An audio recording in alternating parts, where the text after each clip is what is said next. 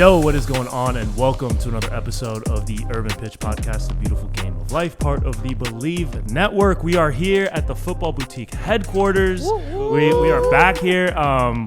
We back, baby. A month ago, we were here with Tony and Christian. We got the kits lined up all here. Bridget Flores is back. Julio Matarosa, co-executive director of Vibes, are reunited. Speaking of reunited, we have a familiar face in person this time. We had her, what now, two years ago she was now? one of our first episodes together. Yeah, so. one of our early days That's episodes so on Zoom. An OG. Yeah, OGs. So crazy. yeah. Sam Fisher, welcome back to the podcast. How you doing? Hello. Thanks for having me again. Yeah. I'm doing good. Excited about this. So Yeah. I mean, it's been a minute since we sat down and spoke, but the people that episode has kind of taken off a little bit, like back end, it was doing normal numbers, like regular numbers, like when it came out, but I think once you hit the El Salvador National team, people started kind of flocking towards that episode, and people were like, "Oh, you got to get her back on," because we didn't even talk about it last time. We didn't even talk about wearing the whole Salvadoran jersey the whole episode. How dare they? so much has changed since then. Yeah, so we got a lot to talk about. So let's talk about, let's properly get that done now, because Julio, by coincidence, obviously he's Salvadoran. He's wearing the El Salvador kit. Again this time. So yes. Talk about that whole experience, because when you were named to the roster, I was surprised. I think Julio was surprised. Yeah, I looked at the episode like, did I ask her? Did we talk about it? Like, yeah. What's going on? No, I don't blame you guys. So I think a lot of people were surprised with you. But yeah, so my mom is Salvadoran. She was born in El Salvador, and my whole family on her side, most of them, live here. And still have a lot of them back in El Salvador too. So something I've been thinking about for a while. I think I was just kind of like going through a lot of changes, like starting my pro career and everything. So I didn't know if I was ready to like make the jump to the international level.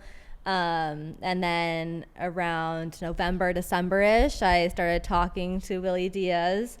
And he's also Salvadoran, and he was a trainer I grew up with. And I was just kind of like, look, I think I'm ready to do this. And we had family from El Salvador visit for the holidays, and that was just kind of like the extra push I needed.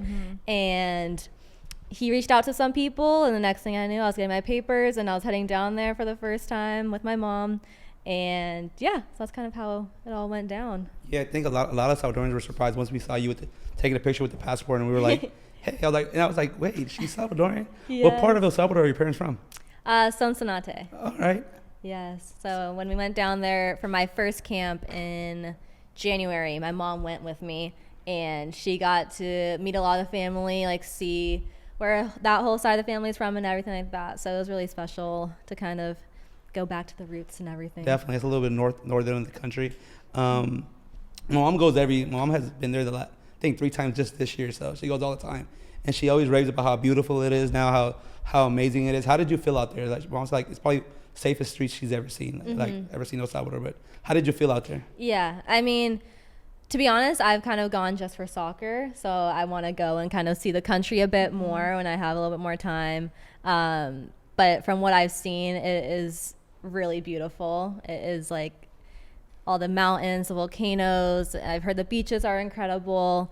But my mom, when she was there, she got to explore a little bit more too, and she was just like, it's so stunning. So I'm excited to, hopefully that for the next camp, I'll stay a little bit longer, a day or two more, just to kind of really see the country a bit more. So, yeah. I feel you. I haven't been there since 2006. And I told my family, if I do go, I don't want to go visit our parents' town again like we did that when I was growing up. Like, I want to go just be a tourist. You could go say hi. Nah, they can get He's like not even gonna tell them that he's going. They can get a Facebook. Like, oh, God. He's like, who are you? He's like, I'm good. Probably get a Facebook hi. But Today's episode is brought to you by Bet Online. Bet Online is your #1 source for all your summer sports this season, from MLB, golf, NBA, and NHL playoffs. All the latest stats, news, and scores available to follow all your favorite teams. Get the latest odds and lines, including the latest team matchups, player props, and odds on just about every sport out there. Head to the website today or use your mobile device to get in on the action. Bet online where the game starts. I do want to go and explore the country as a tourist. I want to go from La Libertad all the way down. My parents are from San Vicente, so it's a little bit going south. But yeah, I do want to go and just visit the country because everybody tells me how beautiful it is. So I think it's due time. Yeah, I think I gotta do a mix of both, like see everything, but also like see specifically where my family's from and kind of those roots and everything. So Just I gotta kinda do take both. it all in. Yeah. I know you said that it was something that you've been thinking about going into playing for El Salvador.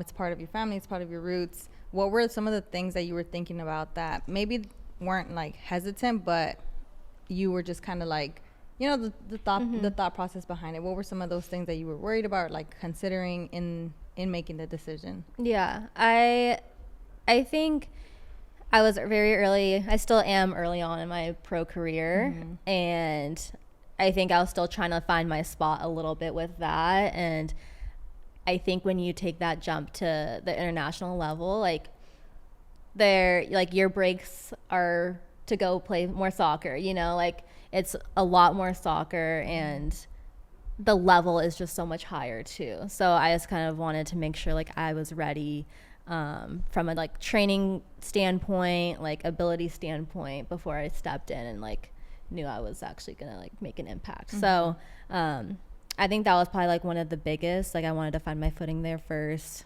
and then make the jump.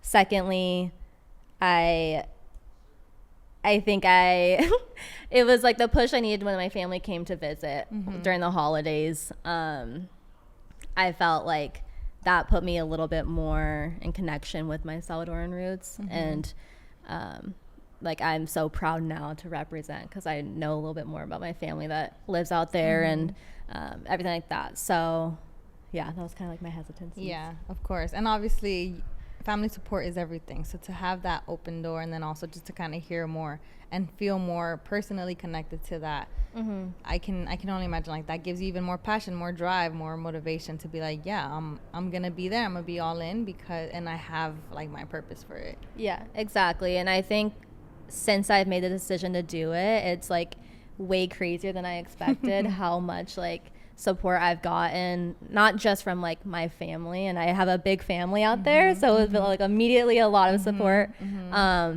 but just like El Salvador in general, like they are so supportive and so passionate about soccer. And like right when it got announced too, like I was like, whoa, I wasn't really expecting any of that, and it was just like so encouraging to me to like do it and like that much more motivating that like I made the right decision and everything like that. Yeah. Was it easier to once you arrived to La Selecta? I know there's a lot of American-born players playing there now for La Selecta Femenina. How was it when you first came there? My younger brother went to go play under 17. He said when he first got there, it was a lot of competition because it was like the Salvadoran players wanted to show that they were good enough to play with the American players coming to El Salvador. So how was it for you? How was that entry coming into the women's national team? Yeah, I honestly didn't know what to expect going into it. I'm not like naive to the situation either. Like I didn't know how I was gonna be received. Like I'm like a white girl from LA, you know. Like I didn't know how it was gonna be taken. And like the girls just blew me away. Like right when I got there, they were so welcoming. And it really has been like one of the best team environments that I've stepped into. It helped that a lot of the girls were born in the U.S., so like the language barrier, like they helped me a lot with that. And there are a few like translators basically on the team for me and a couple other girls who are still working on our Spanish, but they have been so good and so welcoming, and it was like honestly one of the best parts about the whole experience so far. Yeah, you see a Coach Acuna doing the training sessions in Spanglish. Like he would like it was a little bit of English, a little bit of Spanish. So I can see that.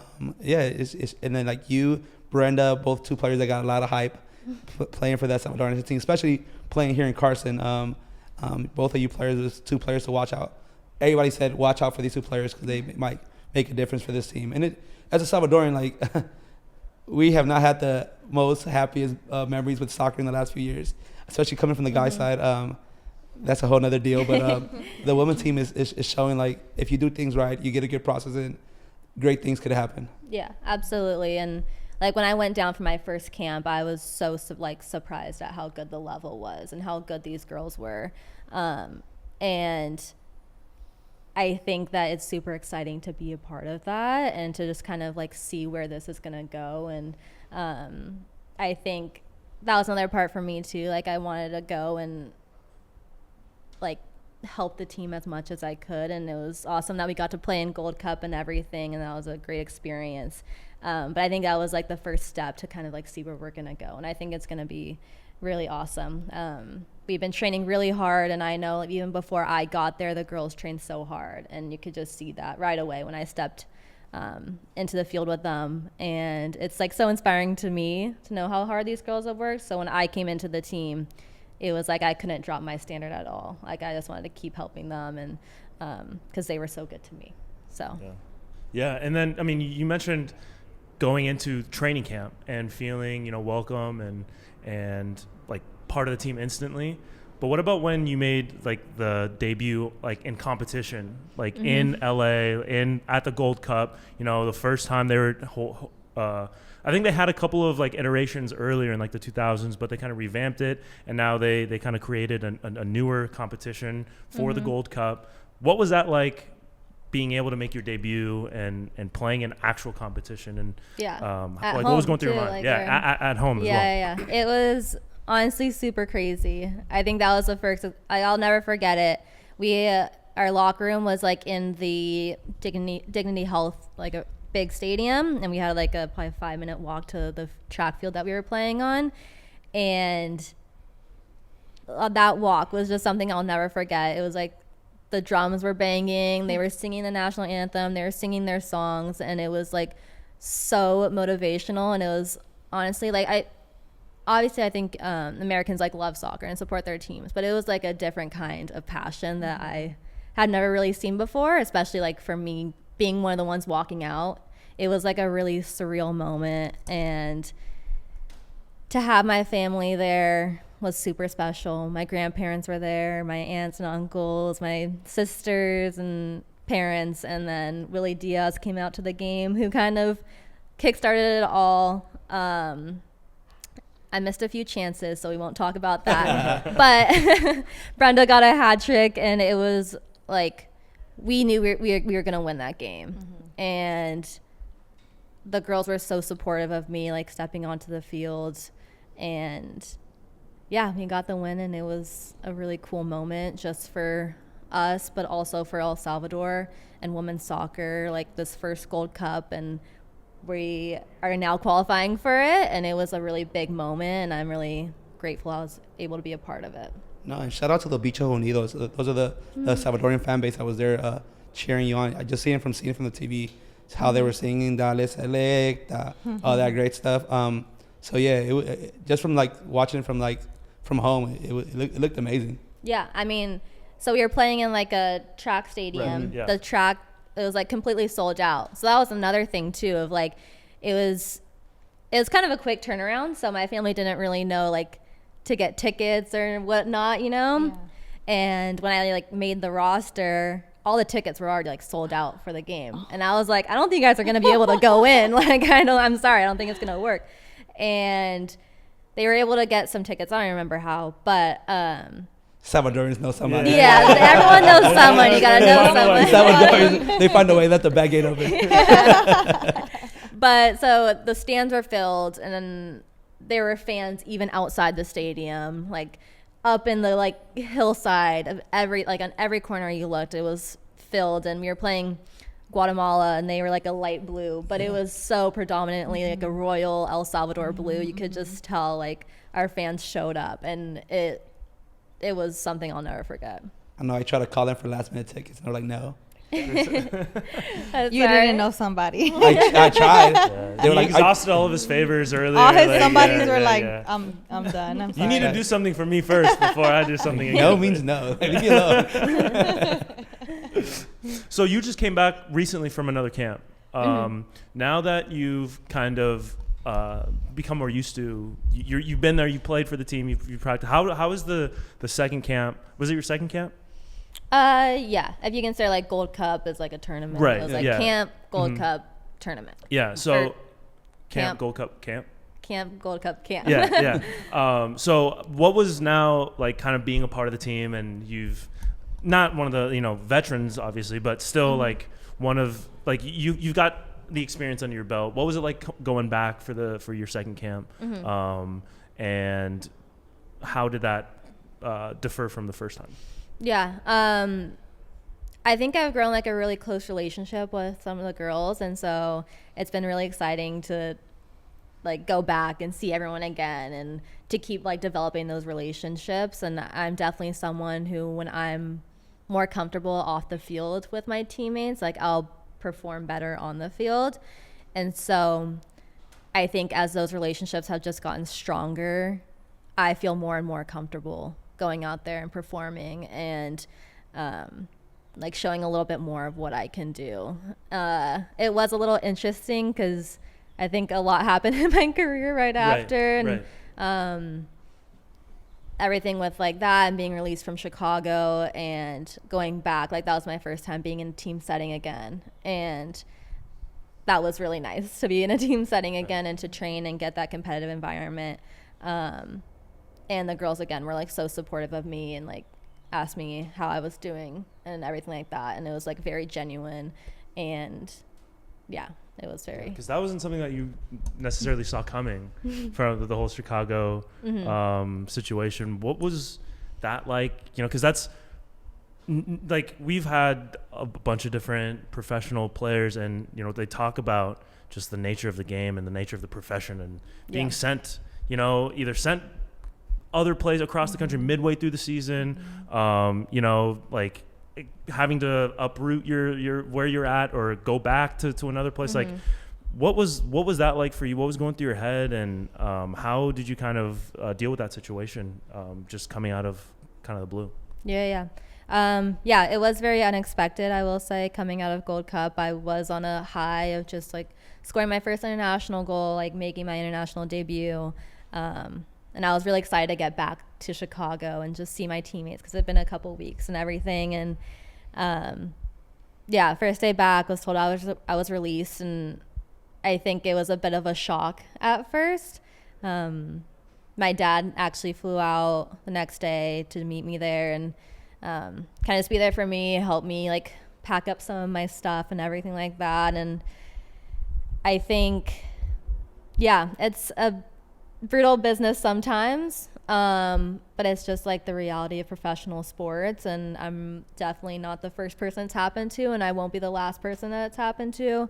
And I think that kind of brings me some comfort too, of just like, that's just the way it goes. But I think now that it's been some time and I've had some time to reflect, like I think I'm just like really excited for what's next. And like I'll always be grateful to Chicago for drafting me and everything like that.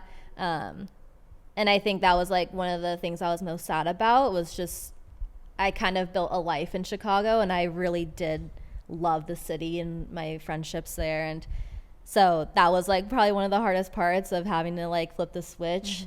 But I had to get back, I had to get training, and had to stay fit for like the next opportunity that was going to come up. So that was just my next focus, of just like, I have to focus on what's next. So, yeah. Yeah. I mean, I'm sure like you deal with all that stuff, you come back and you're like, well, okay, what's next? It's gotta be, was it difficult at all for you to kind of get back into the training mode? Like, I got to stay fit. Like, let's, you know, keep your eyes ahead and, you know, not think about, you know, what could have happened or what could have been, or how difficult was that for you? Or did you find it maybe refreshing to kind of just go out there and start training on a regular basis? Yeah, I think honestly that was probably the easiest part of it all, was like the training aspect of it, just because it's something that I enjoy doing so much. Like I enjoy playing soccer. And so like right when I got back, I hit up all my trainers and I was like, let's just get to it, you know, like I don't want to waste any time like dwelling on the fact. And I really wanted to like use this time also to get better at like what I needed to work on. And so that's kind of how I've looked at these past few months now. And I think having it always in the back of my head of what's next has kept me motivated.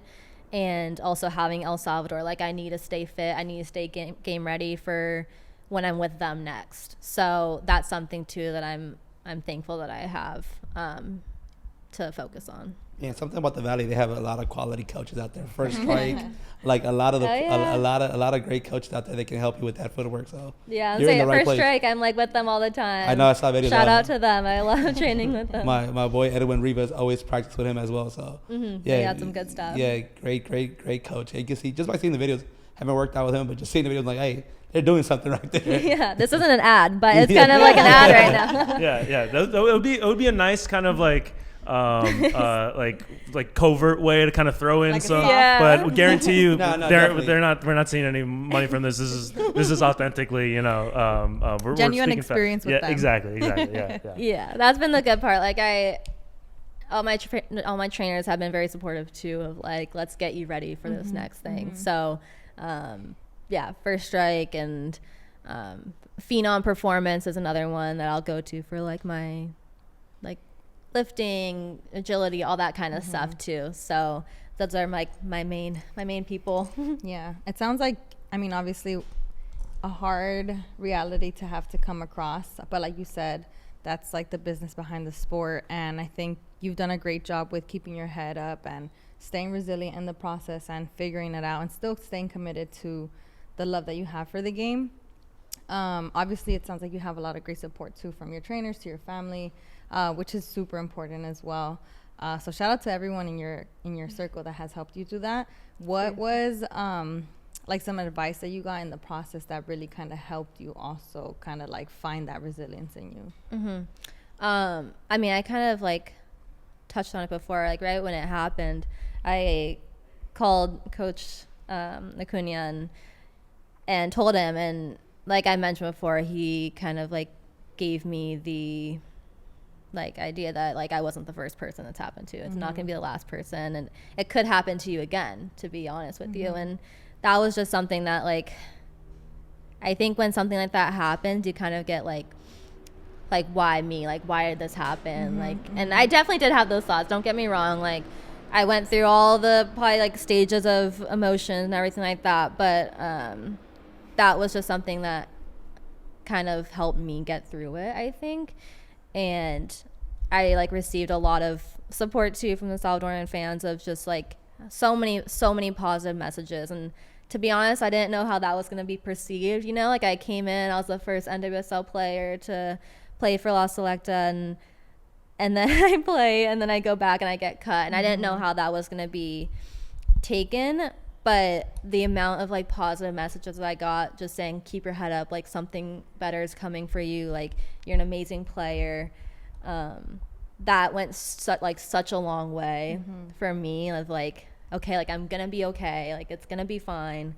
And another one was like, I called one of my friends, and she's on North Carolina, and she told me about one of these midfielders who I've like always looked up to, and she's known this like for a while now. I thought she was so good, and she mentioned to me how like she was cut early in her career also, and she bounced back obviously, and is like, she was like, just use that as motivation, like I know you've looked up to her, but like this happened to her also, and you wouldn't even know if like by the way she plays now, and like how well respected she is in the league now. And I think that was really motivating to me. And like, not that I even know her, like the midfielder that I love, but like personally, but like her story was just like something so like inspirational to me, just because it's like I'm early in my career, she was early in her career, like same position, everything like that, like that could be me in a few years.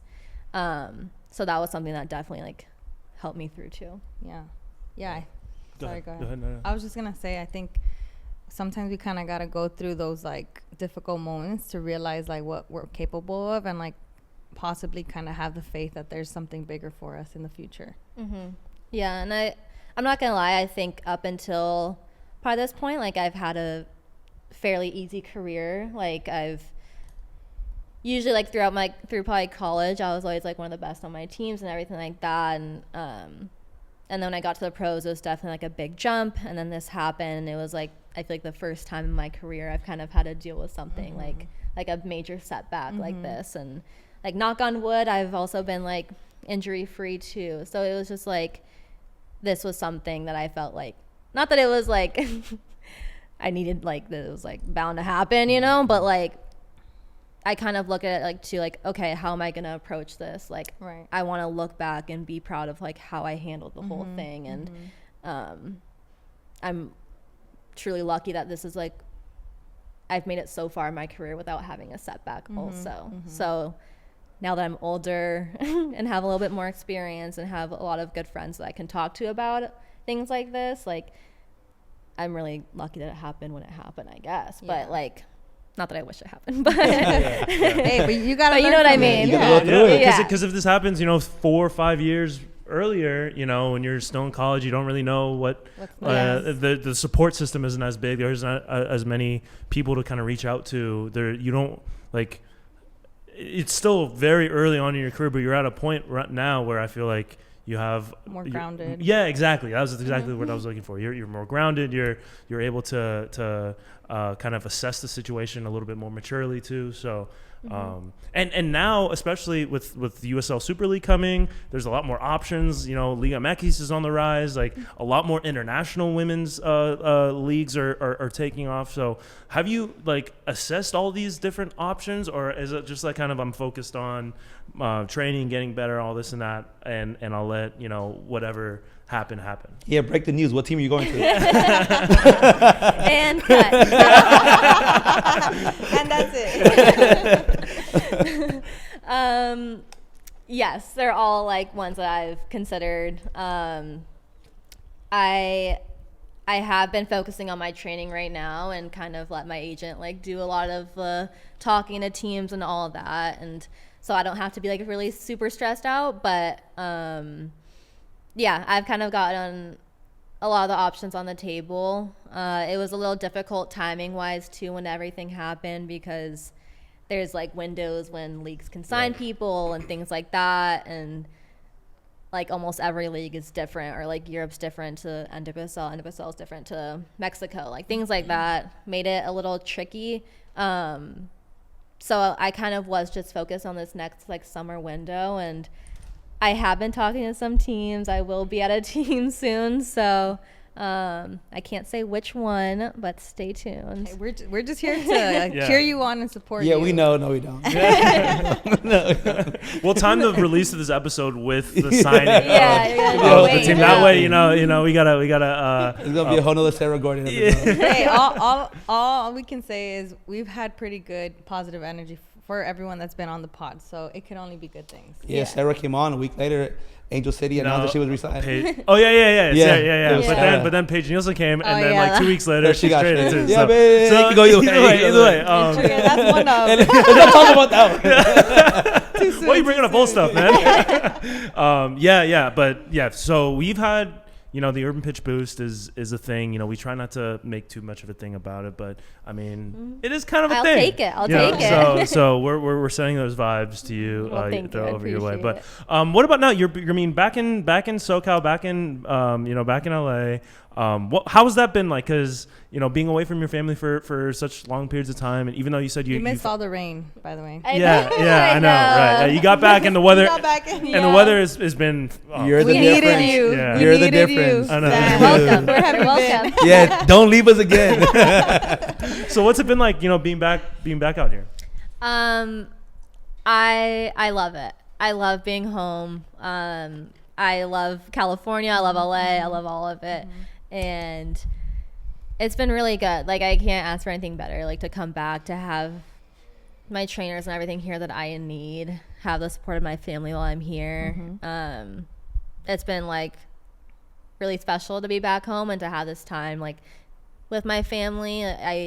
If I was still with Chicago, like I wouldn't be here like at all right now, so it's just like some added time to have with family, like friends, everything like that. So I've been happy to be home, and it's been really nice to be home. So Yeah, we were talking about your golf game a little bit before yeah? this. How have you been hitting the licks pretty often? That's another thing. I've been definitely working on my golf game, and I don't know if it's gotten any better. It should be a lot better with how much I've been on the course, but I also come from like a golf family too, so that's something that if I'm not training or anything like that, I have that outlet that I can also go to, and that's been nice to just go out with my dad, play a few rounds, everything like that. And sometimes it's like still really stressful because I get very competitive with it, and I shouldn't be competitive with how like not good I am. But that's been really fun too, to have like other hobbies, to like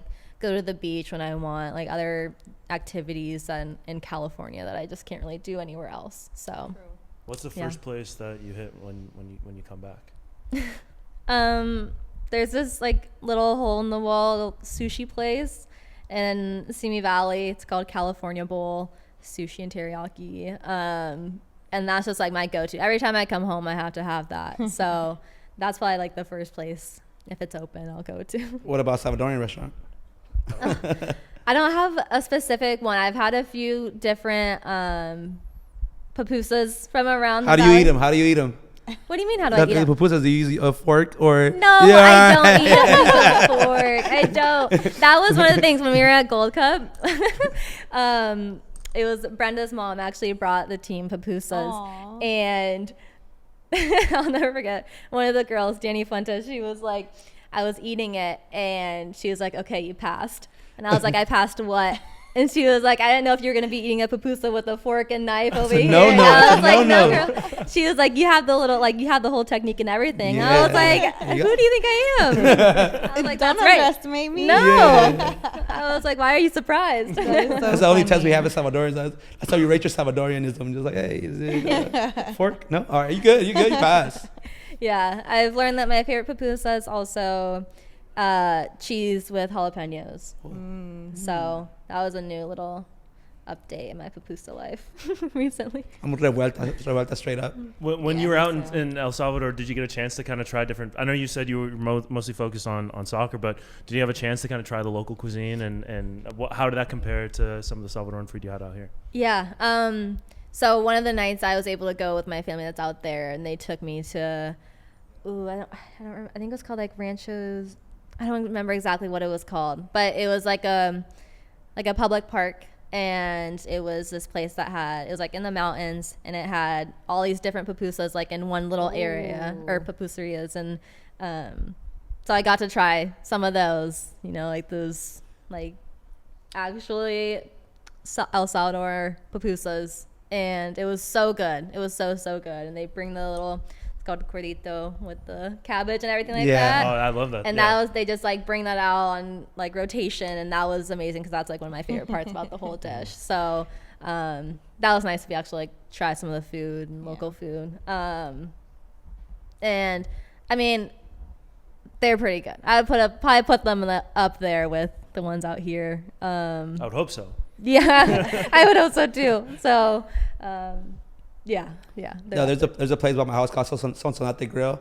You might have to try those. Pupusas are really good as well. Okay, noted. Yeah. Noted. Sonsonate Do Grill. like a pupusa tour of. I got you. Like you I know can a few find, spots. there's it's like tacos, like every like Not there's really. so many. not the way you're saying it, but like it's like there's so many different places you could try that like there's not like you can never get bored, and then you find the one spot that you want to go to, and then that's your spot. But like if you really wanted to, you could try a new place every other day and not get tired of it. No, yeah, my dad growing up, one of his dreams was to open up a Salvadorian restaurant. So every morning he'll wake us up. If you were not in the car by 7, you wouldn't eat. So like he would take us to different pupuserias, different Salvadorian restaurants to try their food, because he was trying to make research. He never did open one up, but that's one of the things of growing up, just going to different Salvadorian restaurants. So I have my few that I enjoy and I go to all the time. Yeah.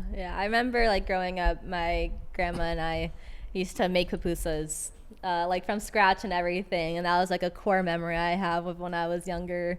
It's been a while since we made some, but I'm gonna have to ask her to get back on the train. Yeah, maybe next time we have you, we're making pupusas. Yeah, it'll be like a little kitchen. We're doing a little pod. Yeah, like ready, like the whole thing.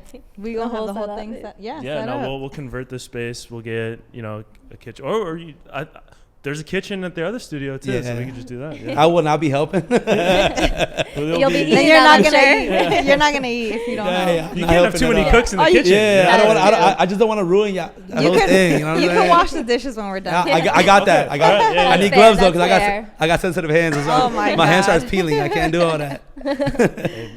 All right, fine. We'll put that. Into Look the at that. Look budget. at that. Just worked a little bit. Look what happened. Oh to me. my goodness. Yeah, he lifted one light, and all of a sudden just got No He manual got labor. to work for No like manual 5 labor on this minutes. side. Hey, if you went to manual arts, like, come on, like, That's why I got a desk job. no calluses. No calluses, baby. Okay, so we talked about what you're getting to, some of the hobbies that you should get into off the field. What about music? What music? What's in your playlist? What's in your rotation? What have you been? I listen to a bit of everything, honestly. I have been listening to a little bit more Latin music. So added that into the mix. I've always been a big Billie Eilish fan, so I'm really looking forward to her new album that's coming out. Mount Joy. So I hit like a lot of different genres. I don't know if do you guys know Mount Joy? No, I don't. That's No. beyond me. Ooh, I'm You're gonna have putting to you put on us right on. now. Yes. I don't know if it's kind of like folk Oh, okay. alternative Okay. kind of music. Mhm. Some Kendrick Lamar. Ooh. Yeah, I kind of bounce around with everything. So are you Team Kendrick in the? So I haven't like kept up with any of the drama Okay. or beef or anything like that, but She said she I has a like- job. She's she's busy. I've been busy. but based off of how many like songs I probably have saved, I'll be Team Kendrick. I feel like I have to.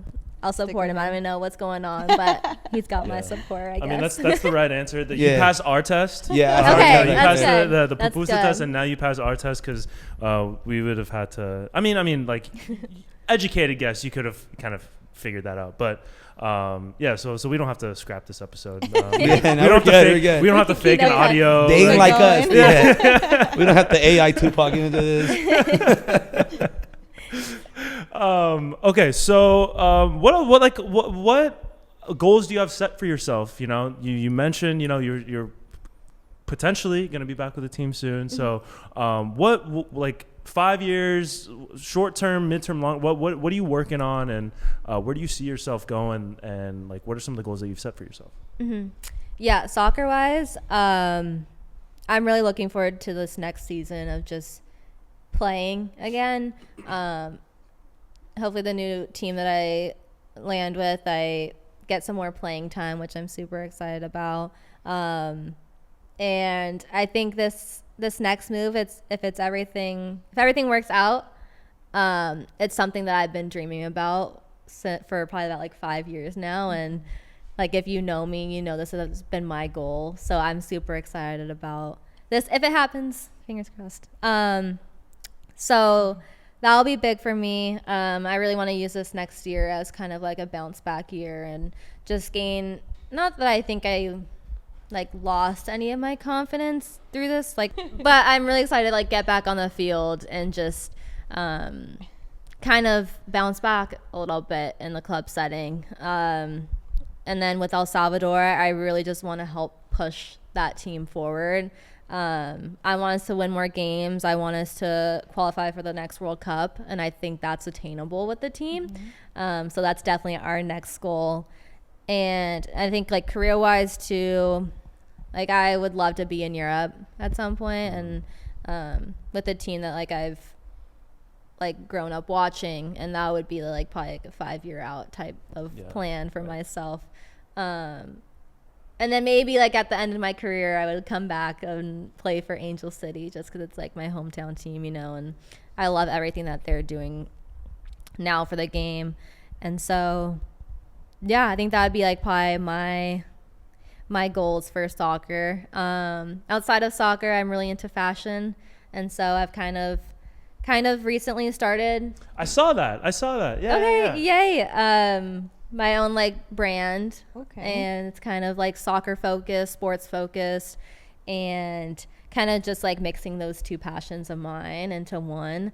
And been working on that. It's a lot harder than I thought, but like it's also another avenue I've been able to use to just kind of get my mind off things and dive a little bit deeper into. And learn about myself, learn about the business a little bit, and I really enjoy that. So hopefully I'll get that going a little bit more. But I have a lot to learn, so we'll see how that goes.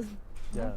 I mean, the fashion part of it all is like you're seeing more like athletes are starting to like branch out now. It's like everybody has a brand, everybody has stuff that they're getting into off the field that they're kind of pushing. So that's a huge part of what we cover as well. And so getting into that fashion space, I think is yeah. cool. I mean, being here right now too, this is like really cool to see for me. My brand's called Ability Label for when it comes out. Okay. Get some hype around it now. Get the buzz, start the buzz going. Putting it out there. But yeah, so it'd pretty much be like combining, like I think that sports just has like a really unique way of bringing out like emotion out of people, and like there's these just memories that if you ask someone, like everyone will have their own memory of like a sports moment that they never like will forget.